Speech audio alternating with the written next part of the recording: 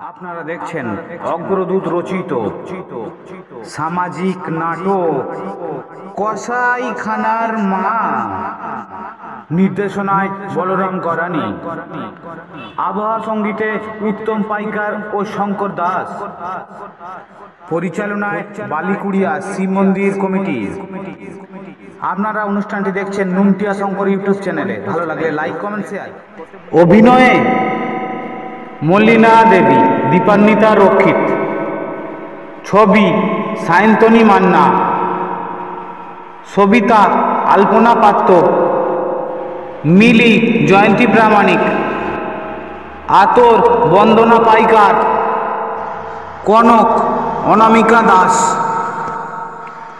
সুরমা তাপসী পাইকার, মমতা মহুয়া পাইকার, সুলতা সুস্মিতা পাইকার, রাঙাদি রেখা পাইকার, ভবতারা ঝুমা মান্না, কেয়া সুস্মিতা পাল।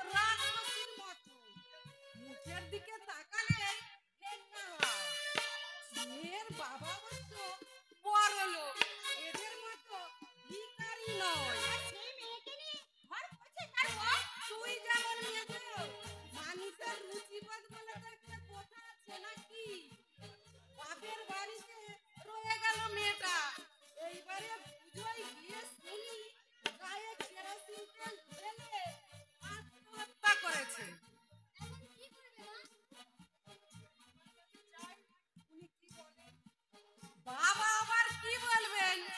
আপনি ঠাকুরপোর মতামতটা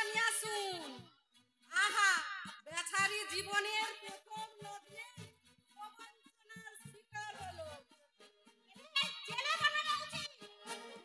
বাবাকে বলুন মা, থানায় গিয়ে একটা ডায়েরি লিখে আসতে। ছি ছি ছি ছি, কোন মানুষে পারে এরকম জঘন্য কাজ করতে? আর মেয়েটারই বা কি আক্কেল? কেন তুই বিয়ে করতে রাজি হলি? না হয় এ জীবনে বিয়ে নাই হতো। সংসার পাতার লোক, বুঝলি মেজে বৌদি, সংসার পাতার লোক। ওরা লোভে মুখে আগুন, আমরা হলে গলায় দড়ি দিতাম, তবুও বিয়ের পিড়িতে বসতে রাজি হতাম না। আমার ভাবনা হচ্ছে ছোটদাকে নিয়ে শেষ পর্যন্ত না সুসাইড করে বসে।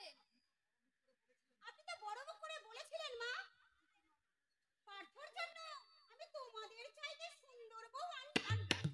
একেবারে বিশ্ব সুন্দরী নিয়ে এসেছি। তোমরা আমার কাটা খাই নুনের ছিটে দিও না বৌমা। ছেলেটা তোমার দেখে আমার বুকটা শিউরে উঠছে। কত বড় বড় ঘর থেকে সম্বন্ধ এসেছিল, আমি রাজি হইনি। বুড়ি বুড়ি সোনা নগদ 50,000 টাকা দিতে চেয়েছিল ভুবনডাঙ্গার মিশ্র মুস্তাফিরা। আমি রাজি হইনি, কারণ ছেলের পাত্রী পছন্দ নয়। সবই ভাগ্য মা, নইলে 5 পিয়ন গেল আর জিনিসপত্রও পেল না ঠাকুরপো। ভাগ্য ভাগ্য করে না বৌদি, ভাগ্য খারাপ হলে ছোটদা কি আর ডাক্তারি চাকরিটা পেত? এটা হচ্ছে শয়তানদের চক্রান্ত। পুলিশে খবর দিক বাবা, পুলিশ এসে এদের ঠেঙিয়ে রক্ত বার করে দিক, তবে যদি এদের শিক্ষা হয়। আপনি মনে হয় ছেলের মা? হ্যাঁ, আপনার কথা আপনাকে ডাকছে। যাচ্ছি। বড় বৌমা, মেজো বৌমা, তোমরা এখানে একটু দাঁড়াও, আমি শুনে আসি তোমাদের শ্বশুর মশাই কি বলেন। বিয়ে যখন হয়েই গেছে আর তো কিছু করবার নেই, ছেড়ে দিতে গেলে আমাদেরই বদনাম হবে। মায়ের কিন্তু ষোলোআনাই ইচ্ছে, ওই খেলটিটাকে নিয়ে বাড়ি যাবে। হ্যাঁ, দেখে তো তাই মনে হলো। ওই বউ যদি মা বাড়িতে নিয়ে যায়, আমি বাপের বাড়ি আর জীবনে আসবো না। ছি ছি ছি, এতটুকু রুচি বোধ থাকবে না মানুষের। হ্যাঁ, এই পাড়াতেই থাকি, এখানে আমার বাপের বাড়ি শ্বশুর বাড়ি চিনতে। শ্বশুর বাড়িতে না থেকে বাপের বাড়িতে পড়েছেন কেন? মুখের কথা কি বলবো মা, ছোটবেলায় বিয়ে হয়েছিল, কাজকর্ম কিছুই জানতাম না। ছোট কাটার ভাত বিচার অত কি বুঝি? শাশুড়ি খুন্তি পুড়িয়ে ছাকা দিল, সেই পালিয়ে এলাম, এই থেকেই পড়ে আছি। ওরে আমার বিয়ে করেছে গো, ওরা গোপালা, ভাই কাজের সংসারে লাঠি ছাটা থাকে। আচ্ছা, এরা কোন মেয়েটাকে দেখিয়েছিলেন বলুন তো? এই মেয়ে এখানে নেই, মমতা ছোট মাসির মেয়ে।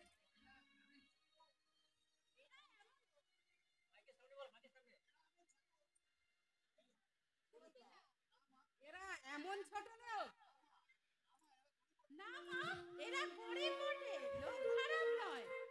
যাকে ওরা দেখেছিল রূপের অহংকারে মাটিতে তার পা পড়ে না, সব সময় যেন বটের বিটিটি সেজেই আছে। পরের মেয়ের নামে মিথ্যা করবো না মা, মমতা দেখতে ভালো, কিন্তু মুখ থাকলেও মেয়ের কবেই বিয়ে হয়ে যেত। মানুষ তো আর স্বভাব দেখবে না, দেখবে সৌন্দর্য। ভুল মা ভুল, রূপ তো দুদিনের, আজ আছে কাল নেই, গুণ থাকবে চিরকাল। মমতার কাজকর্ম খুব পরিষ্কার, নাচ জানে, গান জানে, সেলাই জানে, রান্না বান্না অতি চমৎকার। ওর যদি রূপ থাকতো ও মেয়ের কবেই বিয়ে হয়ে যেত।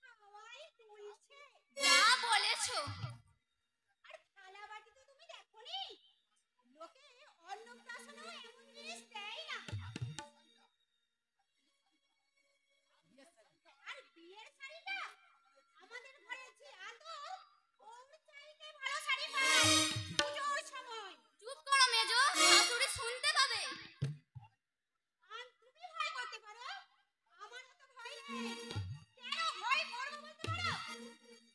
ঠিক কথা বলবো তার আমার ভয় লাগছে। আমি বলি আমার বাবাকে ছেড়ে কথা বলি না, আর ইনি তো স্বামীর মা শাশুড়ি। বিশেষ করে শাসন করতে এলে আমিও শুনে না যাবো। হ্যাঁ। কেন কেন এমন কাজ করলে মা? আমি না হয় সারা জীবন কুমারী হয়েই থাকতাম। কি প্রয়োজন ছিল এই বিয়ে বিয়ে খেলা করার? তোর বাবাকে আমি বারবার নিষেধ করলাম, এমন কাজ করো না। আমার কথায় কানই দিলে না, বললে আমি শুধু মমের কুমারী নামটা ঘুচাতে চাই। সেটা কি এইভাবে ছলনা প্রবঞ্চনা করে কুমারী নাম ঘোচাবার কি প্রয়োজন ছিল? না হয় আমি সারা জীবন আইবুড়োই থাকতাম। মেয়ে হয়ে জন্মেছি বলে তোমরা যদি আমাকে মাথার বোঝা মনে করো, আমাকে একটুখানি বিষ এনে দাও। আমি তোমাদের মুক্তি দিয়ে চলে যাব।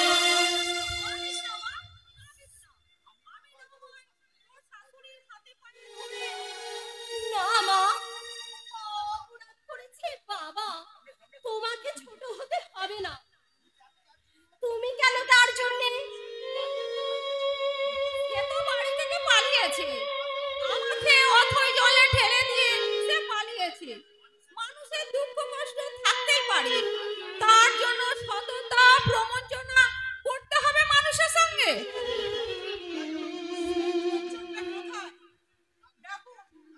ডাকুন লোকটাকে। আমি তার মুখোমুখি দাঁড়িয়ে জিজ্ঞাসা করতে চাই, কোন সুনীতির বশবর্তী হয়ে এমন জঘন্য কাজটা সে করলে? দেখুন দিদি, ছি ছি ছি ছি ছি, এমন কাজ মানুষে পারে? লোকটা নিজেকে আবার ভদ্রলোক বলে দাবি করে। তা পুরুষটা ভদ্রলোক নয়, ছোট লোক। দিদি, ঘটনা যখন একটা ঘটেই গেছে, এখনো কিচ্ছু ঘটেনি, এইবার ঘটবে। এই মেয়ে সারা জীবন আপনার বাড়িতে থাকবে। এর দুঃখ কষ্ট দেখে চোখের জলে আপনি মুখ ভাসাবেন। দোষ করলেন আপনার স্বামী, আর প্রায়শ্চিত্ত করতে হবে আপনাদের মা মেয়েকে। নির্লজ্জ পুরুষটা গাড়াটা দিয়েছে। দিদি, আপনি যত খুশি আমাকে অপমান করুন, কিন্তু এই হতভাগী আপনি ওই মেয়েটাকে সঙ্গে করে নিয়ে যান। আপনার বাড়িতে তো ঝি চাকরেরও দরকার। দেখুন, আমি বধূর মর্যাদা চাই না, কোনো সম্মানও দাবি করব না, অধিকারের কথা তুলবো না।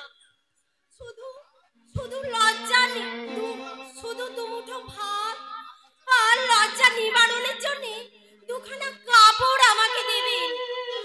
আমি আপনার সেবা করব, সংসারের সমস্ত কাজ করে দেব। দেখো, আপনিও তো মা, আপনারও তো মেয়ে আছে দিদি। মেয়ে হওয়ার দিয়ে কি জ্বালা আপনি নিশ্চয়ই তা বুঝবেন। দেখুন ভাই, আমি আপনার ব্যথাটা বুঝি, তাই তো এতক্ষণ পার্থর বাবাকে বোঝাচ্ছিলাম নিয়ে যেতে তার কোনো আপত্তি নেই। আপত্তি হচ্ছে ছেলে, পার্থ কিছুতেই রাজি হচ্ছে না। কিন্তু তাকে ইন্ধন যোগাচ্ছে আমার দুই বৌমা আর আমার মেয়ে। ওদের ইচ্ছে নয় এই বউ নিয়ে আমি বাড়ি যাই। আসল কথা কি জানেন ভাই, মেয়েরাই হচ্ছে মেয়েদের শত্রু। আমি না হয় বৌমাদের হাতে পায়ে ধরবো। পারবেন না, আপনি তাদের বোঝাতে পারবেন না। ওই মেজ বৌমা চেয়েছিল তার বোনের সঙ্গে পার্থর বিয়ে দিতে, আমি রাজি হইনি, তাই তার মনে অপমানের জ্বালা আছে। আমি সবই বুঝি, শুধু মুখ ফুটে কিছু বলি না। তবুও আমি একবার গিয়ে বলে দেখি দিদি, দরকার হলে আমি ওদের হাতে পায়ে ধরবো। তবু যদি হতভাগীর একটা গতি হয়, আপনি মমতার সঙ্গে কথা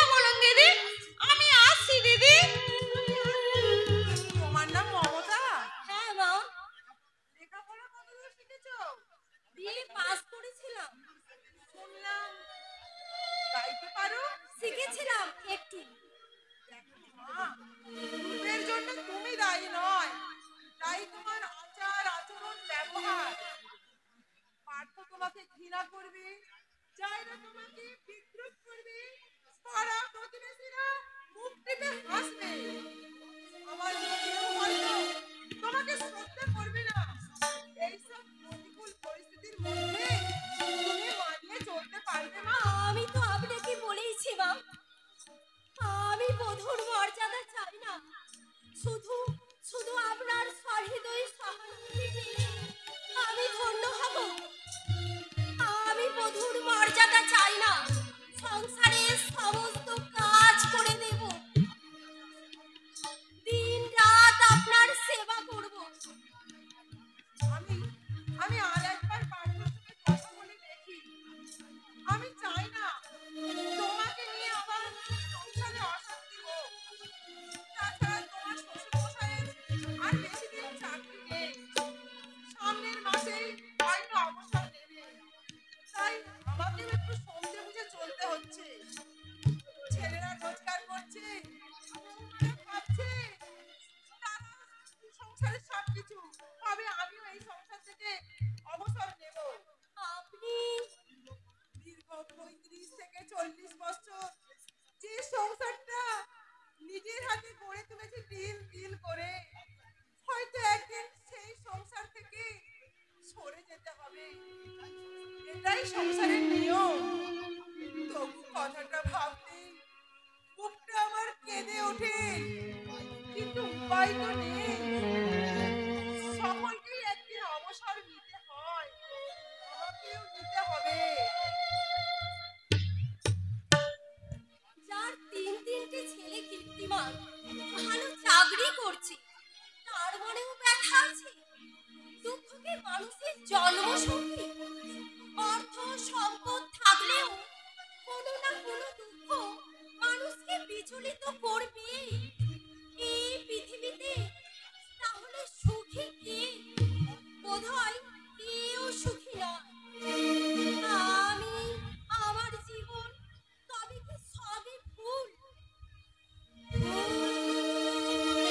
সবই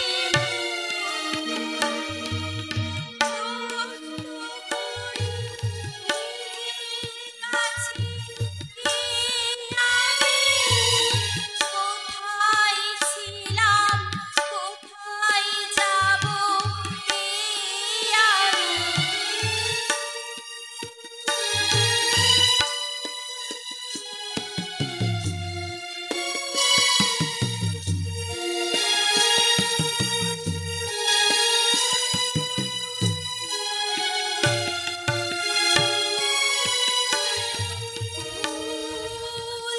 সবই এই জীবনের পাতায় পাতায় যা লেখা সে সবই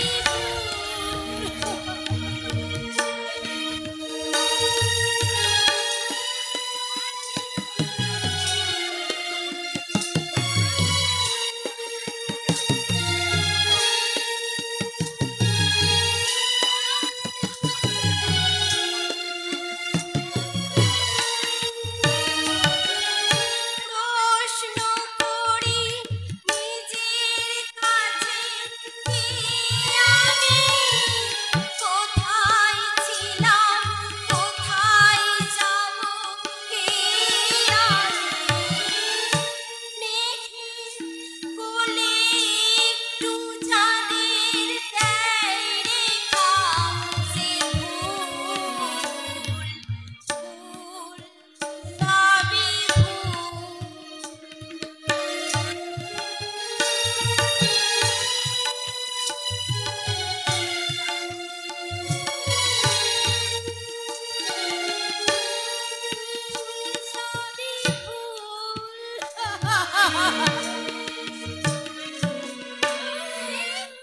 এই দিদি, কি রে, তোর কোথায় কোনো আশাই নেই?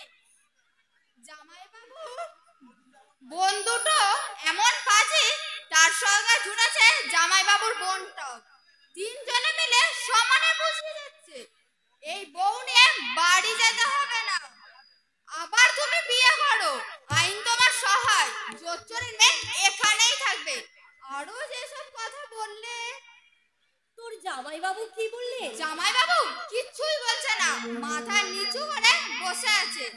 এরা তিনজনে সমানে বুঝে আছে। তবে তোর শাশুড়িটা খুব ভালো। সকালেও জামাইবাবুকে বলেছে এটা তোর ভাগ্য, নইলে এমন ঘটনা ঘটবে কেন? শ্বশুর মশাই সে তো বুড়ো মানুষ, সে আবার কি বলবে? কিছু বলতে গেলে বইরা ধমক দেয়। আপনি চুপ করুন বাবা, ঠিকটাই ভাবছো। তাই বলছি কি দরকার নেই শ্বশুর বাড়ি যাওয়ার। এরা তোকে পদে পদে অসম্মান করবে। সুমারি কান্ত বুঝেছে, তুই এখানেই থাক। বৌদি, তোমাকে তোমার শাশুড়ি মা ডাকছে। তুমি কে ভাই? আমি, আমার নাম আতর, তোমার শ্বশুর বাড়ির কাজের লোক। তোমাকে একটা কথা বলি বৌদি, ওই তিনখানা যন্ত্রকে এড়িয়ে চলবে। ওই দু যা আর ননদ, ওরা বড় ঘরের মেয়ে, সেই গরবে মাটিতে পা পড়েই না। স্বামী ভালো চাকরি করে, বাপের বাড়ি অবস্থা ভালো, খালি আলাদা হতে চায়, পারছে না ওই শাশুড়ির জন্য। মানুষটি ভালো, বুঝলে, প্রাণে দয়া মায়া আছে। হলো ওই দুটো বউ। মা ডাকছেন বললে? হ্যাঁ, মনে হয় বুড়ো কর্তাটাকে ভজিয়ে ভাজিয়ে রাজি করিয়েছে তোমাকে নিয়ে যাওয়ার জন্য। আরে বাবা, তোরা শুধু রূপটাই খুঁজিস, বাইরের রূপ তো পদ্ম পাতার জল, এই আছে এই নেই। সেই রূপ নিয়ে এত দেমাগ কিসের? তো গিন্নিমা একটা খাঁটি কথা বলেছে, বললেন বাইরের রূপটা কিছুই না, অন্তরের রূপটা আসল জিনিস। মুখটা এতদিন দেখলে এবার কোনটাই দেখো। মা বললেন এই কথা? তোমার দিব্যি গো বৌদি, তোমার দিব্যি। গিন্নিমা আরো অনেক কথাই বলেছে, বললেন কালোই যদি এতই মন্দ, তাহলে চুল পাকলে কলম লাগাও কেন? এই যে যাও, তৈরি হয়ে নাও, ভাগ্য তোমার খুলে গেল। তোমার চোর বাপটা যে চোরের মতো লুকিয়ে রইল, মেয়ের শ্বশুর বাড়ি যাওয়ার সময় কি আসবে না সেই কাপুরুষটা? তোমার চেহারাটাই সুন্দর, কিন্তু মুখটা না আস্তা কর ভাগা। কি বললি তুই? শয়তানি আমি না তুই। জুতিয়ে তোর মুখ যদি আমি ভেঙে না দিয়েছি। বেশি ফটফট করো না, বুঝাছো? জুতো আমার পাও আছে, এটা তোমার মুখে উঠাতে পারে। এই অপমানের প্রতিশোধ যদি আমি না নিতে পারি, তো আমি বাপের বেটেই নই। ছোট লোক জোচ্চোর ভিতরের মেয়ের এত বড় কথা যে আমার মুখে জুতো মারবে। জোচ্চুরি করে এক মেয়ে দেখিয়ে আর একটা পেতনির সঙ্গে ছন্দের বিয়ে দিয়েছে। তোমার ঠিকই বলেছে।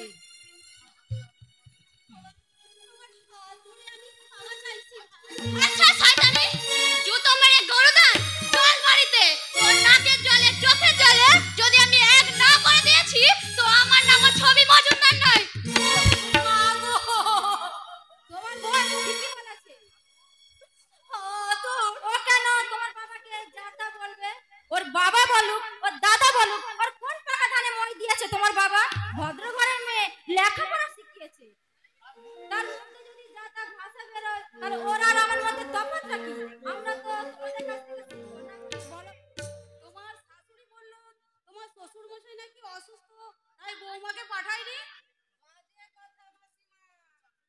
আচ্ছা আপনি বলুন, শ্বশুর মশাই পুরো হয়েছে, অসুস্থ হতেই পারে, তাই বলে মেয়েকে শ্বশুর বাড়ি পাঠাবে না? বিয়েতে এসেছিল 2 মাস আগে, সেই থেকেই রয়ে গেছে ঠাকুরজি। ওর দাদারাও চায় ওর শ্বশুর বাড়ি চলে যায়। অসুস্থ হলে কি বাহানা? সেটা আপনিই বুঝে নিন। আমরা কিছু বললে শাশুড়ি হয়তো বলবে আমার একমাত্র মেয়ে, তাকে বইয়েরা দু চোখে দেখতে পারে না। আসুন মাসিমা, বইয়েদের পদে পদে দোষ। দোষ শুধু কি বইয়েদের? শাশুড়ি কি ধোয়া তুলসী পাতা? তোমার শাশুড়ির আমার সবটাতেই বাড়াবাড়ি। কি জানি, আমি আজ কষ্ট কষ্ট বিয়ানকে জিজ্ঞাসা করবো বৌমাকে পাঠাবে কিনা। বিয়ান যদি 6 মাস না এসে লেজ নাচ না থাকে, বৌমাকে 6 মাস থাকবে বাড়িতে। এতই যদি আওয়াজ, ওই বিয়ে না দিলেই পারতো। মরণ পোষা। ছেলের বিয়ে দিয়েছে,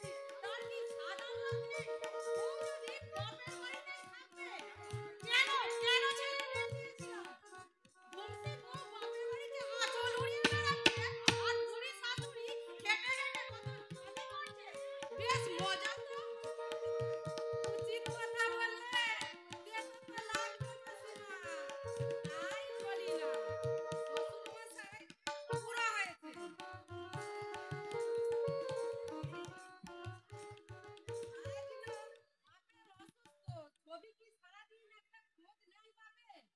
হয় টিভি নয় সিনেমা, আর কিছু না পেলে ছুটলো সিনেমায়। হ্যাঁ, সিনেমা 4 বার দেখেছে।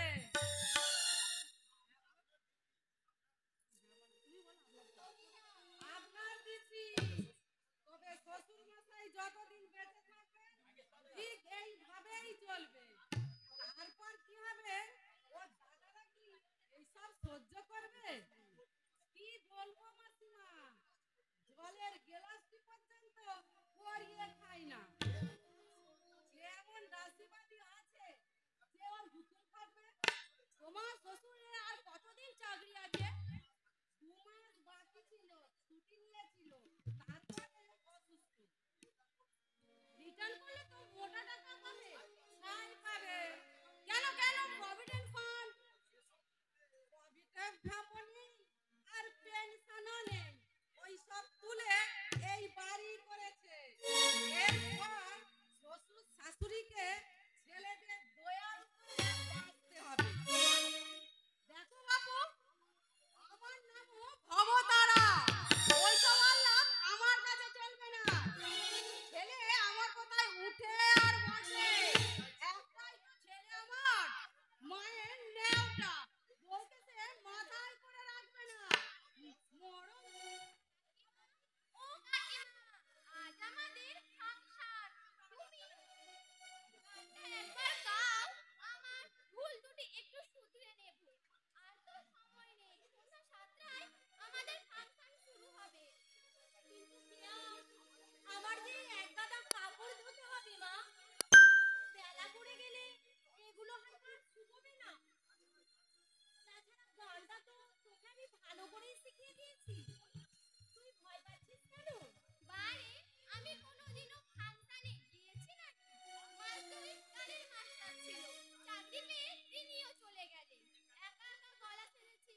তুমি আসবার পরে ঠাকুমা বললে, ছোট বৌমার কাছে যা, শিখিয়ে দেবে। তাই তো 2 মাস তোমার কাছেই শিখলাম। আর এখন তুমি যদি দেখিয়ে না দাও। কিন্তু এতগুলো কাপড় তুমি ধোবে কেন?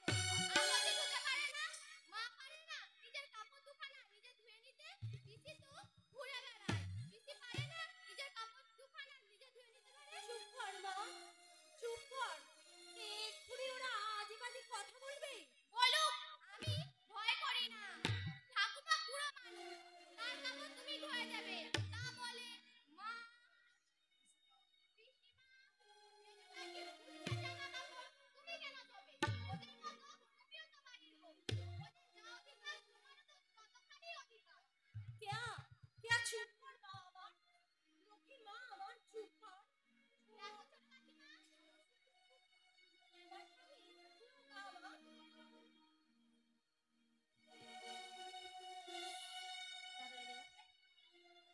সূর্যের মতো হবে উজ্জ্বল, আকাশের মতো হব নির্মল। মুছে দেব বুকে টেনে অসহায় মানুষের চোখের জল। সূর্যের মতো হব উজ্জ্বল, আকাশের মতো হব নির্মল। মুছে দেব বুকে টেনে অসহায় মানুষের চোখের জল। সূর্যের মতো হব উজ্জ্বল, সূর্যের মতো হব উজ্জ্বল। বলি এই যে, এখানে গানের জলসা করলে পেট ভরবে নাকি গেরস্তের বাড়িতে কিছু কাজকর্ম আছে সেদিকে লক্ষ্য দিতে হবে। মেজো বৌদি বললে তাড়াতাড়ি বাসনগুলো ধুয়ে নিয়ে এসো। এখানে এক গাদা এঁটো বাসন পড়ে আছে। এদিকে মহারানী গানের জলসা বসিয়েছে। নিজের কাপড় খানা কি নিজে ধুয়ে নিতে পারো না? তুই চুপ কর। ছোট কাকিকে তোমরা জিয়ার মতো ফেলেছো। উনি কি আমাদের বউ নয়? কেন উনি তোমাদের বাড়ির কাপড় ধোবে? নিজের কাজ নিজে করতে পারে না? এক চড়ে মরতে বলি। অত সস্তা নয়, বুঝেছো? তোমার বিয়ে হয়ে গেছে, করতেই তো পারবে শ্বশুর বাড়িতে, এখানে নয়। এই কচি বাচ্চাটা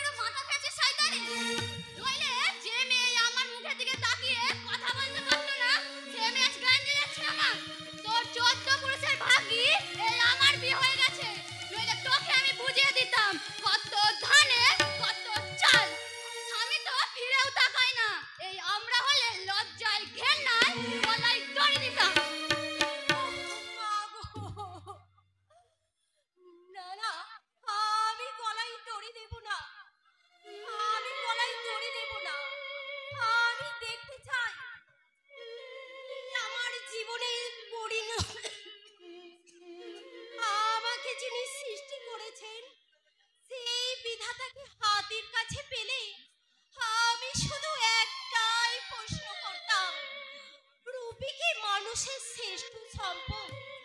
যদি তা না হয় তাহলে তাহলে আমি পদে পদে লাঞ্ছিত হচ্ছি কেন?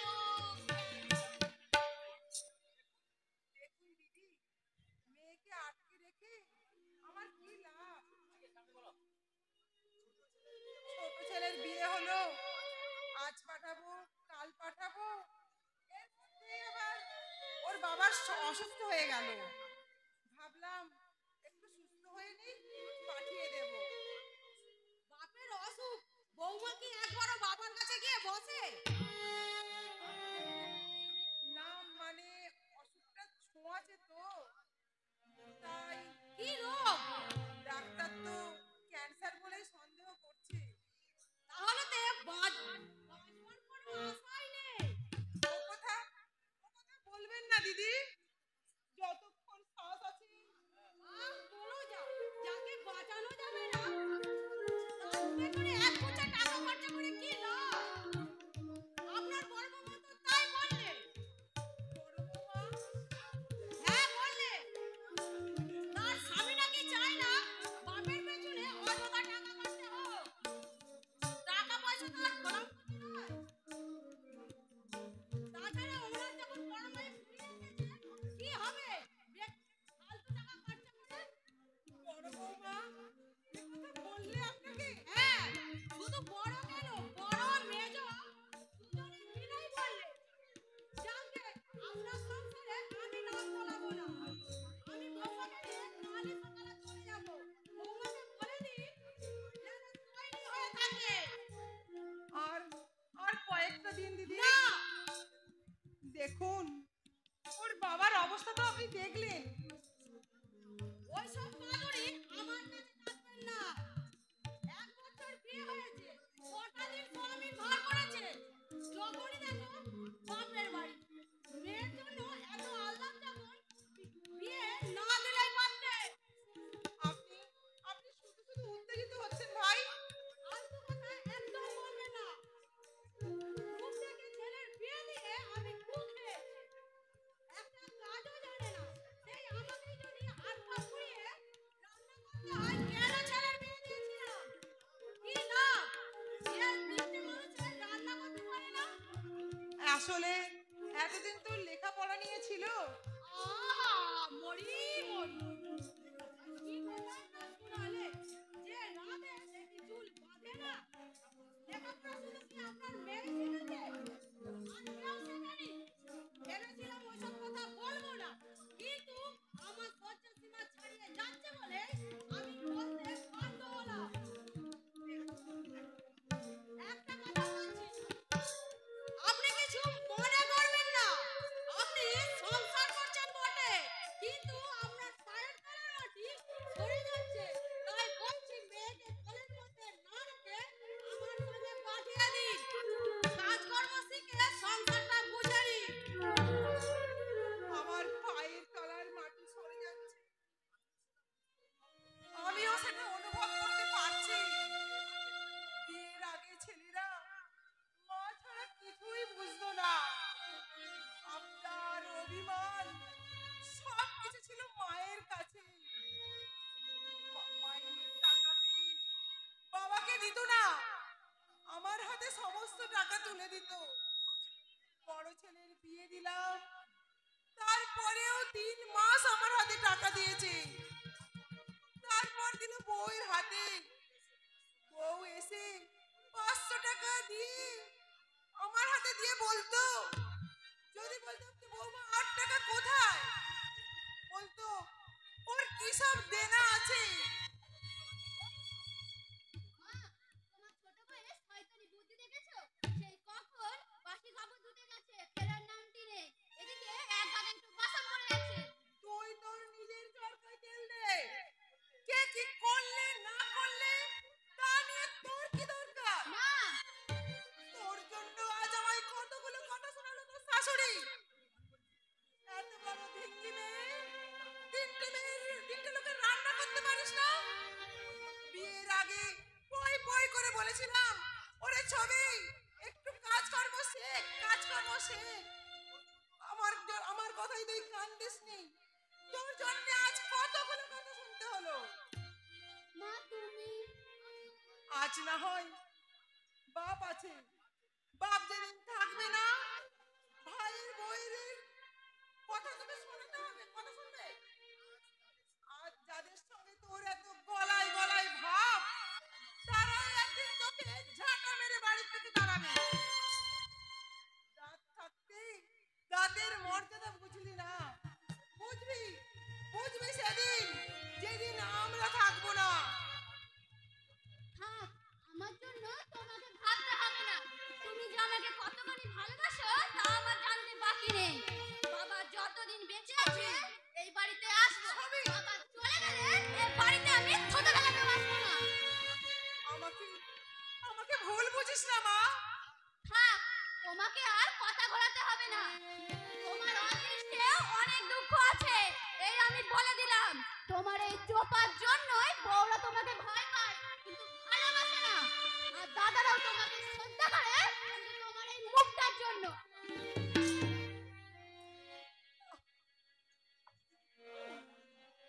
পৃথিবীতে পাহাড় বড় জ্বালা, সন্তানটা মায়ের ব্যথা বোঝে না। গুরুদেব বলেছিলেন স্নেহ অতি নিম্নগামী মলিনা, সংসারটা একটা চিড়িয়াখানা। তখন কথাটা আমি বিশ্বাস করিনি।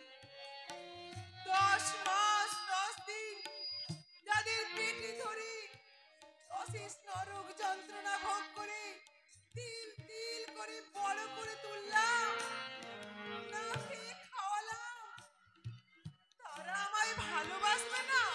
মেজো বাবুর 500 টাকা। কেন? মেজো তো 700 দেয়। সে আমি জানি না, মেজো বাবু খামটা হাত দিয়ে বলল আমাকে দিয়ে আইতে আদর বলবি 500 টাকা আছে। টাকা তুই ফেরত নিয়ে যা তোর। 500 টাকা নিয়ে আমি কি করব? বড় ছেলে কম টাকা দিয়েছে, মেজও যদি আবার কম দেয় তাহলে আমি সংসারটা চালাবো কি করে? ওদের সংসার দরকার নেই আমার টাকা, ওদের সংসার ওরা নিজেরাই চালিয়ে নি। তা বললে কি করে হবে মা? আপনি এতদিন সংসার চালিয়ে এসেছেন, আপনি থাকতে আমরা চালাবো কেন? দেখো মেজ বৌমা, অলোক 500 দিয়েছে, অসীমও 500 দিয়েছে, এই হলো 1000 টাকা। পারতো না হয় আর 2000 টাকা দেবে। এই এত বড় সংসারে আমি চালাবো কি করে?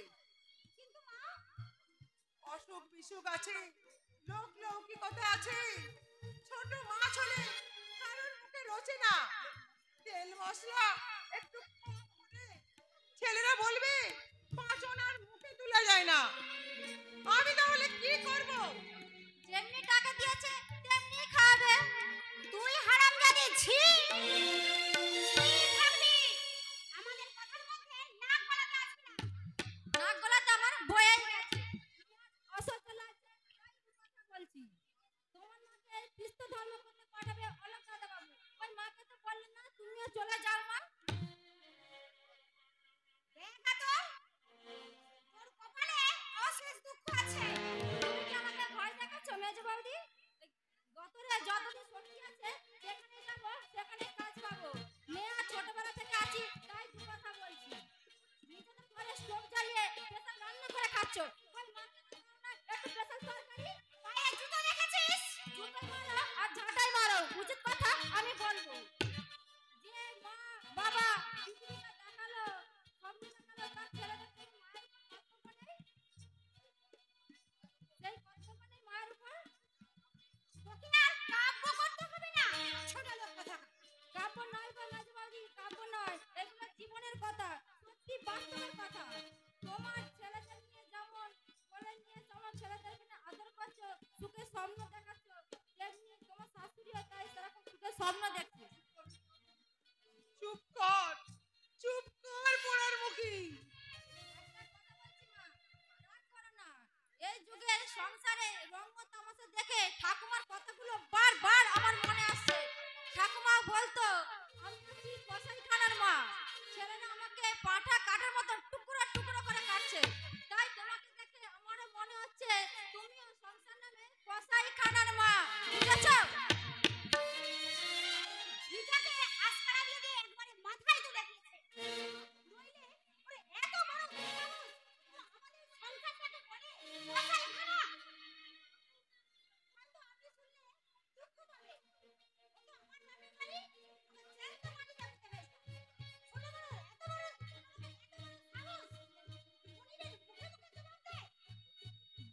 মেজ বৌমা। তবু বলতে বাধ্য হচ্ছি, আপনার ব্যবহারে ছেলেরাও সন্তুষ্ট নয়। ঠাকুরজিকে পর্যন্ত এখানে রেখেছেন, ওকে সংসার করতে দেখো, ছোট ঠাকুরমা পর্যন্ত আপনার উপর অসন্তুষ্ট। আর জীবনটা আপনি ব্যর্থ করে দিয়েছেন। কি দরকার ছিল এই ব্যক্তিটাকে এই বাড়িতে নিয়ে আসা? পার্থ কাল স্পষ্ট বললেন, ওকে নিয়ে ঘর করা আমার পক্ষে সম্ভব নয়। তাহলে কেন কেন আপনি এসবের মধ্যে মাথা ঘামাচ্ছেন? স্পর্ধা শুধু আতরের নয়, তোমার স্পর্ধা ও সৌজন্যের সীমা ছাড়িয়ে যাচ্ছে। মা, দেখুন, তুমি আমাকে সেই দিনই উপদেশ দিতে আসবে যেদিন তুমি হবে এই সংসারের গিন্নি। মমতাকে নিয়ে এসে আমি ভুল করেছি। ধরো ধরো ও যদি তোমার নিজের বোন হতো, পারতে? একটা মেয়ে চোখের সামনে জল ফেলবে, মেয়ে হয়ে আমি সেটা সহ্য করি কি করে? ওর রূপ নেই, কিন্তু গুণ তোমাদের চাইতে অনেক বেশি। ও যদি আজ না আসতো, তোমরা এরকম পটের বিবি সেজে ঘুরে বেড়াতে পারতে না বৌমা। এই, আপনি তো শুধু আমাদের পটের বিবি সেজে ঘুরে বেড়াতেই দেখেন। তর্ক করো না, তর্ক করো না বৌমা। এই 2 মাসের মধ্যে কটা দিন তুমি রান্না করেছো? বড় বৌমাই বা কদিন হেসেলে গেছে? আমি কানা নই, সব দেখতে পাই। সংসারটা ওর একার নয়, তোমাদেরও। পার্থ পার্থ যদি মানুষ হতো, এইভাবে মেয়েটাকে হেনস্থা করতে পারতো না।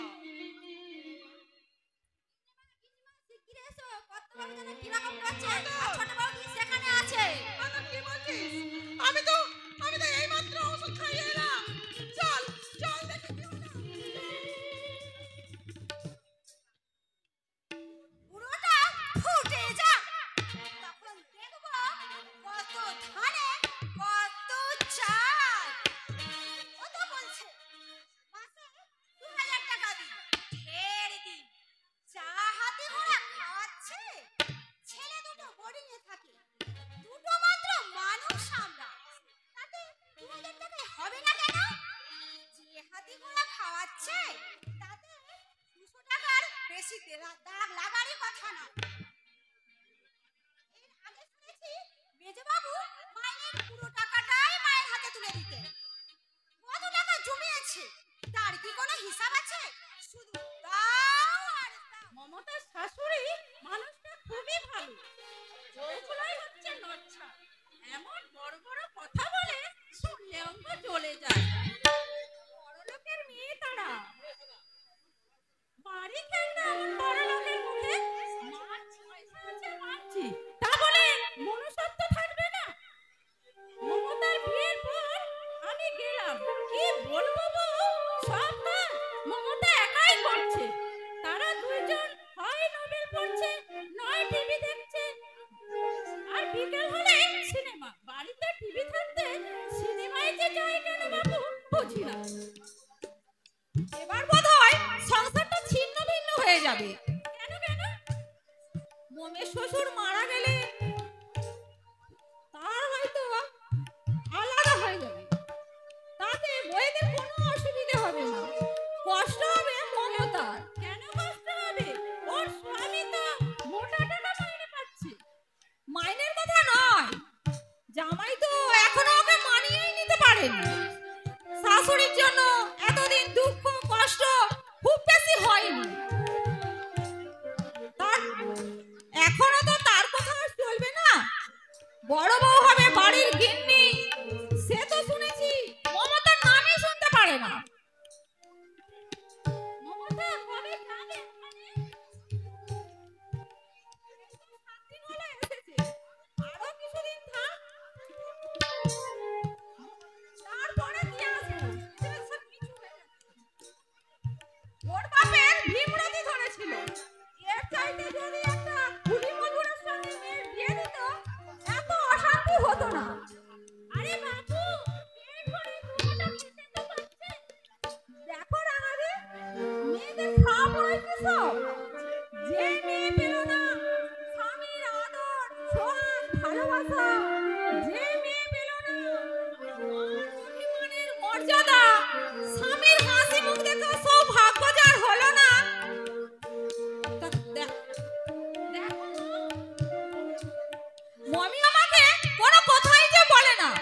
কিছু জিজ্ঞেস করলে হেসে ফেলে, কিন্তু আমি তো বুঝি তার মধ্যে লুকিয়ে আছে এক রাস জমাট বাঁধা কান্না। সেই কান্নার কোনো ভাষা নেই, আছে শুধু হাহাকার।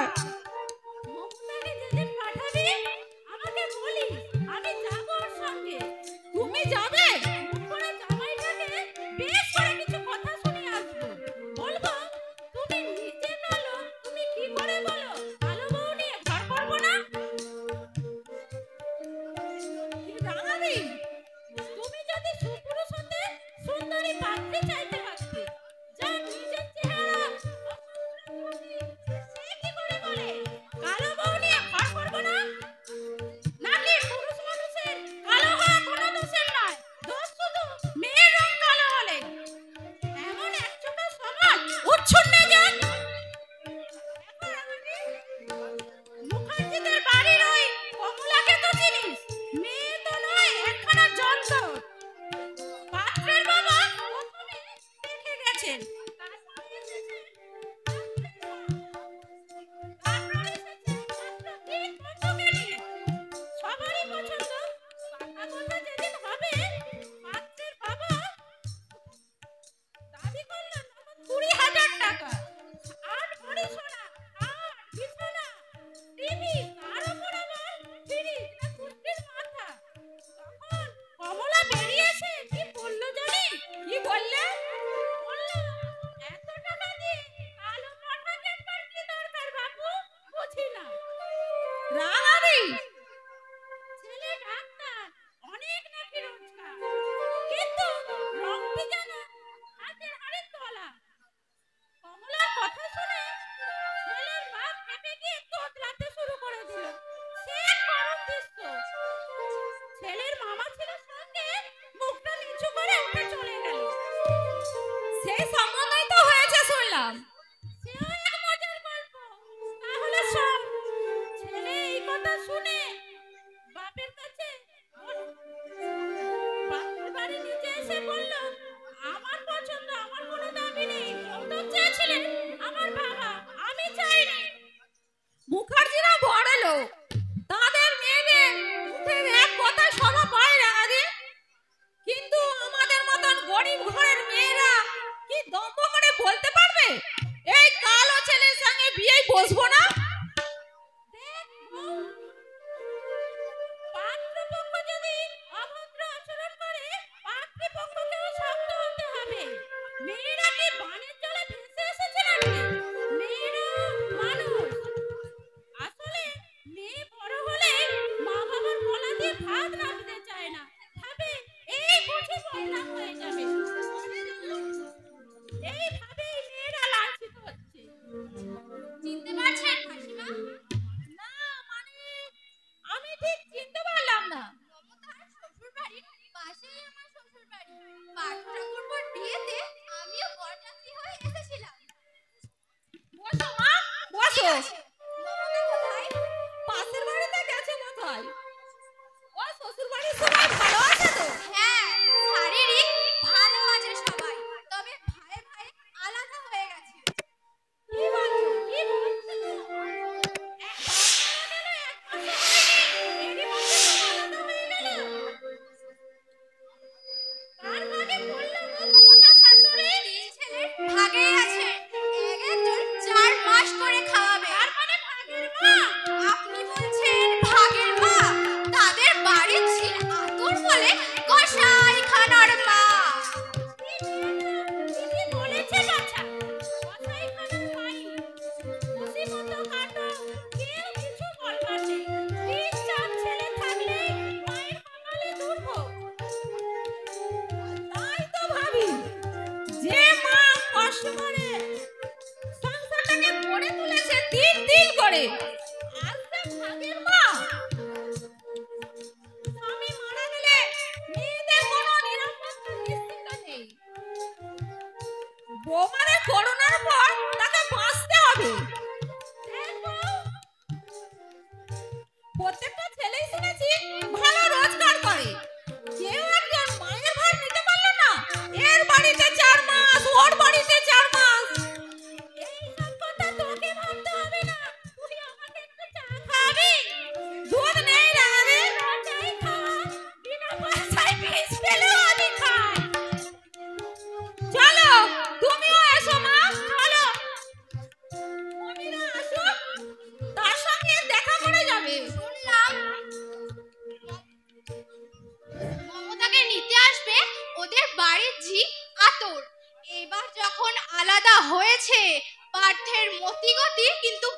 হতে পারে, রান্না বান্না কে করে দেবে ওকে? মমির কথা আমি আর ভাবছি না, ওর তো পড়া কপাল। ভাবছি ওর শাশুড়ির জন্য, যার 3টে ছেলের কীর্তিমান, তাদের মা আজ এক মুঠো ভাতের জন্য বয়েদের করুণার পার্টি, তাও আবার শ্রদ্ধা করে ভালোবেসে কেউ খেতে দেবে না। কর্তব্যই তো করবে, আন্তরিকতা থাকবে না। এসো রাঙাদি, চলো।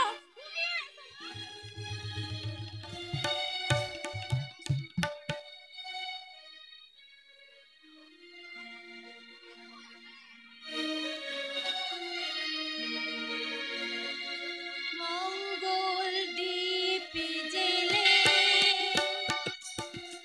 অন্ধকারে দু চোখ আলোয় বন্ধ।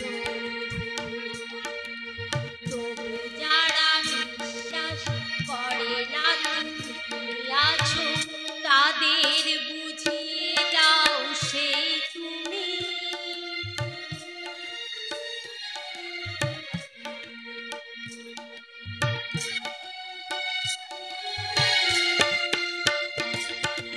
মঙ্গল দ্বীপ জেলে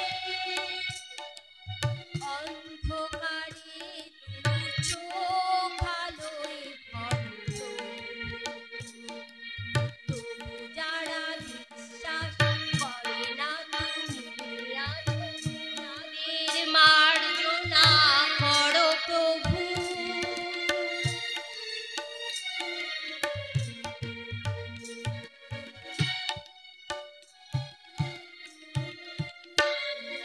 আমার জীবনে কি পরিণতি এই ভগবানই জানে। আমি তাই ঠাকুরের কাছে সবসময় প্রার্থনা করি।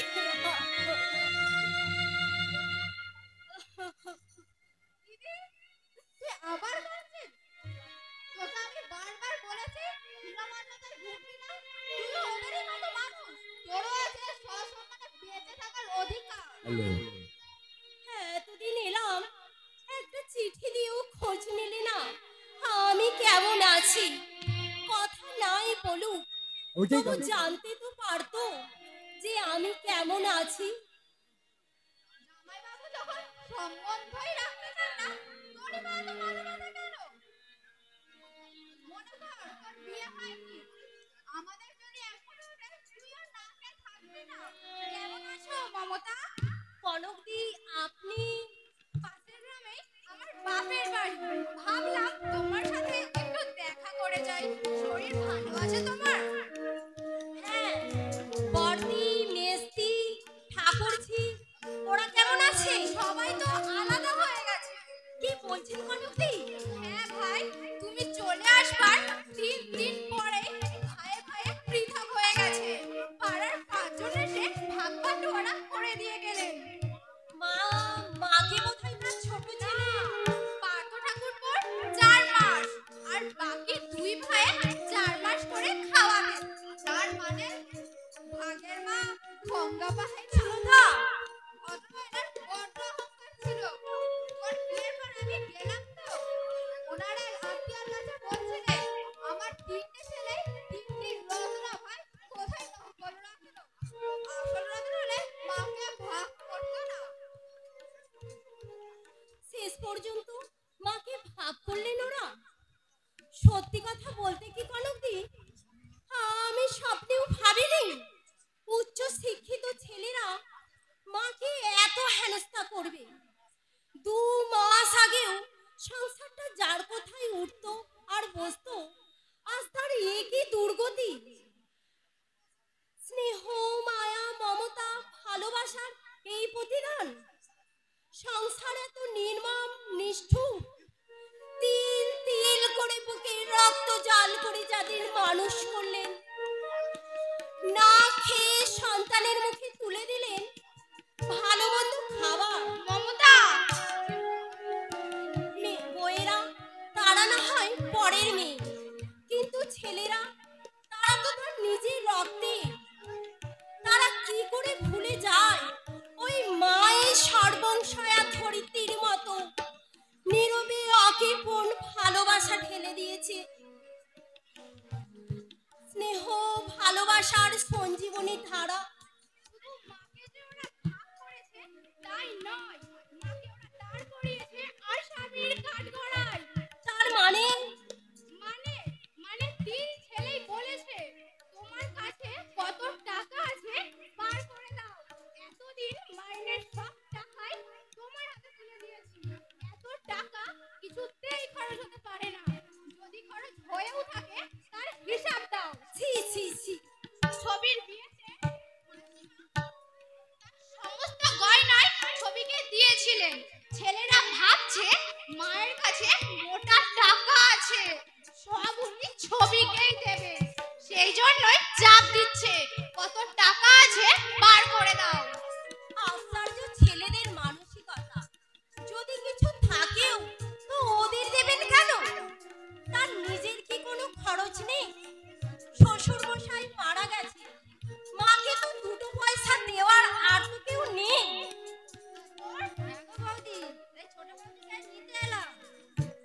সত্যি বলছিস কোনো? এই না তোমার চিঠি। আমার সৌভাগ্য। তুমি কার সঙ্গে আছো বলো? সবার সঙ্গেই আছি। বড়র ঘরের কাজ করছি, মেজর ঘরের কাজ করছি, আর ছোট বাবু এখন হোটেলে খাচ্ছে। তুমিও গেলে তোমারও কাজ করে দেবো। আমি তো ভাগের ঝিল। বড়দি মেজদি ওরা তো তোমাকে সহ্যই করতে পারে না।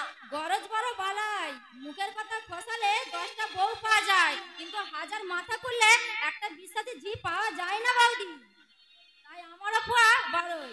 আগে পেতাম 50 টাকা, এখন 3 পাঁচি 75 টাকা। ভাই ভাই প্রথম হয়ে গেল, লাভ হলো আমার,